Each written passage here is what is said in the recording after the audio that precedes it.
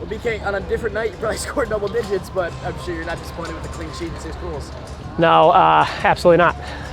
It's a great performance, and I think it's the type of performance and the level of a performance that we've been kind of waiting to see all season. I think we saw it twice against Lexington, but tonight was a really good performance with a lot of young players on the field, so I'm really, really pleased with the performance and the result. What was it that stood out to you the most? I think just the energy and the drive from the academy kids. We had 6 of them in the starting 11 tonight, and 9 of them with us total tonight. So just, I think the experience for them definitely was a higher pace of play for them tonight as well. And the fact that they were most of them were involved in multiple goals, whether it be an assist or the actual goal itself. Just really pleased with how much they came in and wanted to get a job done tonight. And then the older players just kind of stepping up and providing encouragement and communication to them to keep us organized and encourage them to do the things that they're capable of doing. Reese and Elise combined, is right that they're been pretty good friends for a long time. How cool was that to see? It's super cool, and I don't want to take credit away from those two because it was a really fantastic goal, but I think one of the things we struggled with in the first half is that we were most dangerous when we could get the ball into the wide area, and things over the top were just a little bit too direct and a little bit too heavy. And so I told them at halftime, I'm like, there's nothing wrong with just putting your toe underneath the ball and scooping it over the back line. And so for Reese to take that little bit of advice and scoop a ball over the top for Elise was pretty neat. Obviously the season didn't end the way you wanted it to, but how important was it to kind of end on this high note? Yeah, I think the season's been very up and down. I think we've had a handful of really good performances that didn't necessarily allow the results to go our way, and so I think just with where we're at right now, to end on a win is really important, just for the players that will come back next season and the players that have been here, and just for everybody involved, really just to end on a positive note, especially in front of a great crowd tonight. Your first year as head coach, by name at least. I'm sure you'll do some reflecting in the next couple of weeks, but immediately after the season is officially over, kind of just your thoughts on how it's been.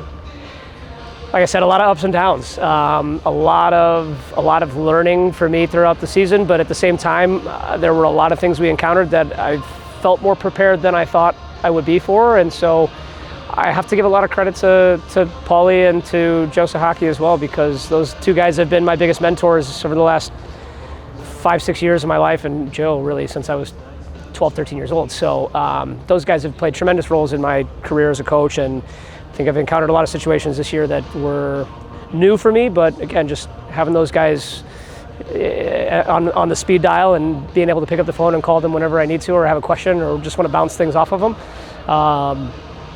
has been really important to me. So results-wise, not as happy with that, but to end the season 500 could have been worse. So, but yeah, a lot of reflecting to do and just kind of take a step back and look at how I can do a better job going into next season. One of the biggest things that you've done is kind of implement the academy players. What can kind of the experience they've had in these 10 games at a higher level and higher pace a lot of the times do for you in the future?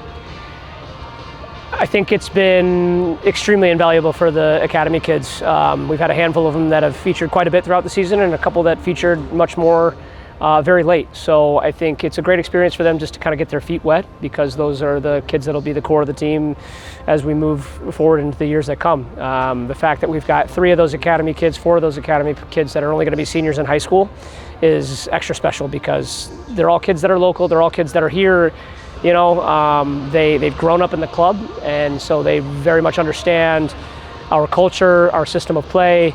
Some of these academy kids I've coached at 9, 10, and 11, and 12. So just it's from a culture standpoint and a coachability standpoint, it's very valuable, because there's not a lot of like getting to know each other or dancing around things. We understand each other and what the expectations are, and I think for the academy kids, like I said, just to get the experience has been phenomenal, because they'll be the core of the group going forward. You guys had a lot of success on set pieces tonight. Obviously, it's the end of the season. What are some of your principles on set pieces, and why do you think it worked tonight?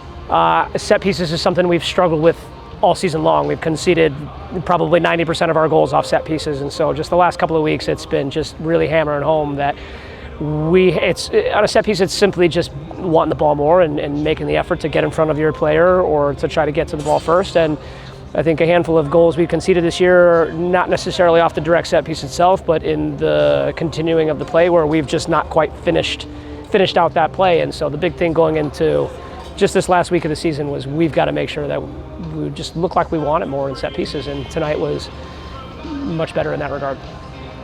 From the outside looking in, you blink and this season is over. Does it feel that way on the inside too? Yeah, it's crazy. I think at the start of May, you feel so much stress because everything's happening so quickly, and then especially with the end of the season being pretty compounded, and players that have to report to school early, or players that have decided to shut themselves down because they're coming off of an injury, or they've picked up an injury late, or things like that. So it's a variety of reasons, that rosters change, and not just for us, but for a lot of teams throughout the league. So.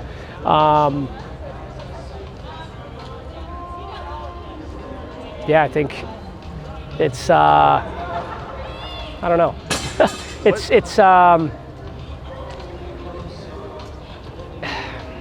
hard to put it into words. Like it's so much in such a short period of time that it's so stressful when you get through it. But at the end, like, I'm really disappointed we're not going into postseason. But I'd be lying to you if there wasn't a small part of me that's like, man, I have a little bit of time to do something for myself in the month of July outside of summer camps before I go back to school and things like that. So it's a mixed bag of emotions, because obviously I want to keep playing and keep competing, but I don't know, it's going to be a new experience for me to actually have some downtime in the next month. So I don't know, call me in August and see how I'm feeling. The roster that you guys went with tonight, the younger group, was that an intentional decision on your part? Was that circumstantial? What went? A little bit of both. Regardless of what the situation was tonight, there were a lot of academy kids that were going to feature. It's the last game of the season. The academy kids have been extremely committed all summer. They've traveled and not played. They've come to home games and not played, and they've just really grinded away, and they've been very diligent about everything they've done this season. And so I think those kids really deserved opportunities tonight, and they really took full advantage of them. So really happy and really proud of them, for sure.